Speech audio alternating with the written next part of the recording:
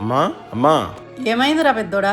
అమ్మా ఈ ఇంటి కోసం నేను ఎంత ఆలోచించినా అందరూ నన్ను తప్పుగానే అర్థం చేసుకుంటున్నారు. ఒక ఇన్సిడెంట్ తో బయట చుట్టాల దగ్గర నుంచి వీధిలో వాళ్ళ వరకు అందరి దగ్గర నన్ను లోకో చేసి పారేశారు. ఎవరేం చేశారురా? ఏం జరిగింది అసలు? ఎందుకు ఇలా మాట్లాడుతున్నావు? నా దగ్గర ఉన్నా లేకపోయినా ఈ కుటుంబం కోసం రెక్కలు ముక్కలు చేసుకుని కష్టపడ్డాను. నా కష్టం లేదంటూ ఊర్లో అంతా మాట్లాడుకుంటే ఏం చెప్పాలి? ఆ? ఏంటబ్బా ఇలా మాట్లాడుతున్నారు? అలా ఎవర్రా అనింది? అసలు ఏం జరుగుతుందిరా నాకు అర్థం కాలేదు. ప్రవళిక, నువ్వన్నా అర్థమయ్యేటట్టు చెప్పు. అందుకే ఒక నిర్ణయానికి వచ్చానమ్మా. ఏంట్రా అది? ఇక్కడ నుంచి ఎవరి సంసారాలు వాళ్ళే చూసుకోవాలి, ఎవరి కుటుంబాలు వాళ్ళే పోషించుకోవాలి.